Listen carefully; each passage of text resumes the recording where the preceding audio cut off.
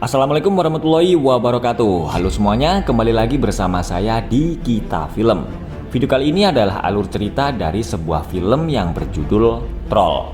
Tapi seperti biasa ya, sebelum kita mulai alur ceritanya, pastikan kalian sudah subscribe channel ini biar channel Kita Film bisa semakin berkembang dan banyak subscribernya. Amin. Seorang gadis bernama Nora sedang mendaki sebuah bukit batu bersama ayahnya yang bernama Tobias.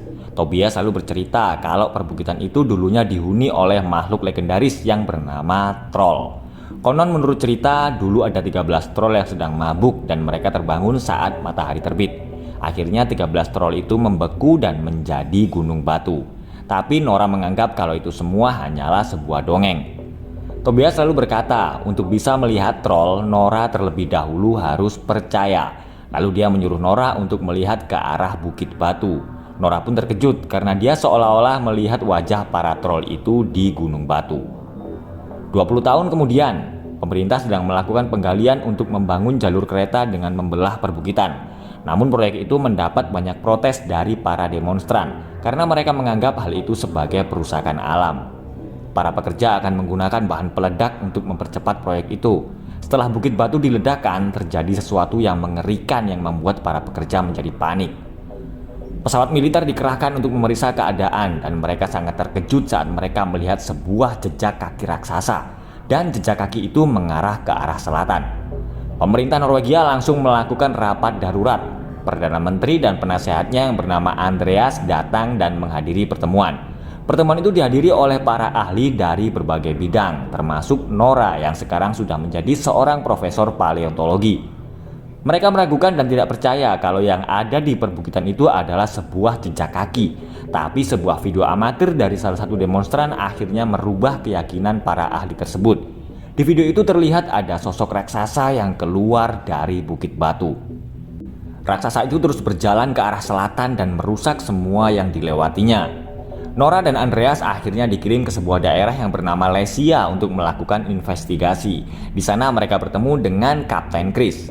Kapten Chris berkata kalau makhluk raksasa itu posisinya sekarang sekitar 20 km dari tempat itu.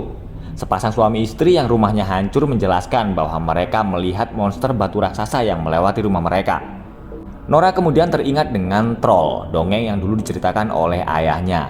Meskipun Nora tidak mau percaya, tapi bukti-bukti yang ada sepertinya mengarah kalau makhluk raksasa itu adalah troll. Nora akhirnya menuju ke rumah ayahnya yang dianggap pemerintah mengalami gangguan jiwa karena dia telah melakukan penelitian tentang troll. Karena tidak ada yang percaya kalau troll memang benar-benar ada. Melihat video rekaman yang ditunjukkan oleh Nora, Tobias akhirnya ikut dalam penyelidikan. Tapi meskipun mereka satu tim, Nora dan yang lain tetap sulit untuk percaya dengan apa yang dikatakan oleh Tobias. Saat Nora dan ayahnya sedang berdebat, tiba-tiba ada mata yang berkedip berada di belakang mereka. Itu adalah mata troll, monster batu raksasa yang selama ini dianggap hanya sebagai sebuah dongeng bagi anak-anak. Tapi meskipun sudah melihat semua bukti yang ada, pemerintah tetap tidak percaya kalau itu adalah troll. Mereka lalu mengusir Tobias karena menganggap dia telah gila. Nora meminta waktu kepada Perdana Menteri agar dia bisa membuktikan perkataan ayahnya. Tapi Perdana Menteri menyerahkan kasus itu kepada pihak militer. Nora dan Tobias pergi menemui Kapten Chris dan berkata kalau mereka akan ikut dalam misi penyerangan troll. Akhirnya penyerangan pun dimulai. Mereka melihat troll yang sedang berjalan di tengah hutan. Semua senjata akhirnya dikerahkan untuk menyerang troll. Namun semua itu sia-sia karena troll adalah raksasa batu yang tidak bisa hancur. Troll marah dan berbalik menyerang pasukan militer. Para pasukan militer banyak yang menjadi korban dan mereka yang masih hidup juga sedang dalam bahaya. Troll membunuh dan juga memakan pasukan militer. Tiba-tiba Tobias berbicara dan berusaha menenangkan troll itu. Tapi saat troll sudah mulai tenang, ada yang menyerangnya dari belakang. Troll makin marah dan menghantam tubuh Tobias. Tobias berkata kalau troll itu sedang mencari sesuatu yang berhubungan dengan istana, raja, dan rumah. Namun setelah itu, Tobias menghembuskan nafas terakhirnya. Nora dan yang lain mulai mempelajari tentang troll. Di dalam dongeng diceritakan kalau troll takut dengan suara lonceng. Akhirnya Nora bersama pasukan militer datang dengan membawa lonceng mendekati troll yang saat itu sedang berada di sebuah kota. Pesawat-pesawat yang membawa lonceng mulai mengelilingi troll. Dan ternyata apa yang dikatakan di dalam dongeng itu memang benar. Troll takut dengan suara lonceng. Troll mengamuk dan menyerang pesawat. Seorang anak kecil sedang dalam bahaya, tapi di luar dugaan, troll tiba-tiba menyelamatkannya. Berita tentang adanya troll mulai menyebar di berbagai negara. Masyarakat khawatir dan mendesak pemerintah agar segera menghancurkan troll itu, karena dia sekarang sedang bergerak menuju ke ibu kota. Nora kemudian bertemu dengan Perdana Menteri. Dia meminta agar pemerintah mencari informasi terlebih dahulu tentang troll sebelum melakukan tindakan. Tapi pihak pemerintah justru mengambil keputusan akan menghancurkan troll dengan menggunakan rudal. Pemerintah melakukan evakuasi terhadap penduduk di ibu kota karena malam ini mereka akan melakukan penyerangan. Nora dan Andreas tidak setuju dengan apa yang akan dilakukan oleh pemerintah karena hal itu hanya akan menghancurkan ibu kota. Nora berpikir tentang apa yang pernah dikatakan oleh ayahnya sebelum meninggal, yaitu hubungan troll dengan rumah, raja, dan istana.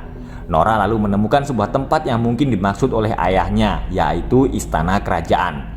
Nora dan Andreas akhirnya berangkat menuju ke istana kerajaan. Di sana mereka bertemu dengan seorang pejabat yang bernama Richard Sinding, sebuah nama yang sering Nora lihat di buku harian ayahnya. Richard lalu membawa Nora dan Andreas masuk ke istana kerajaan dan dia menunjukkan sebuah terowongan tersembunyi. Ternyata istana kerajaan Norwegia dibangun di atas kerajaan troll. Dahulu mereka membantai semua keluarga troll agar mereka bisa membuat sebuah istana. Dan dia yang sekarang bangkit dan sedang mengamuk adalah satu-satunya troll keturunan raja yang tersisa.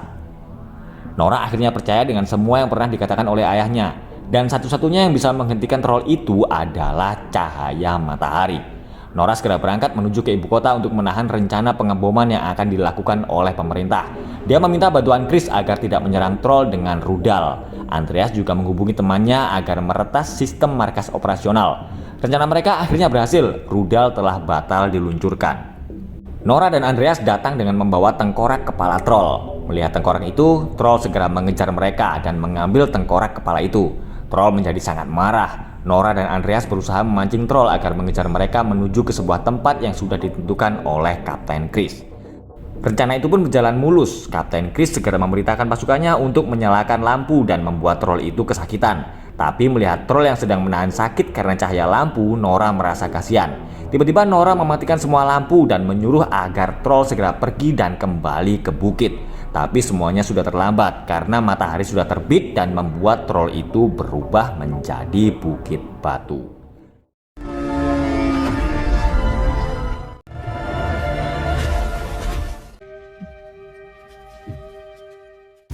Bukit batu itu akhirnya diberi nama Bukit Tobias.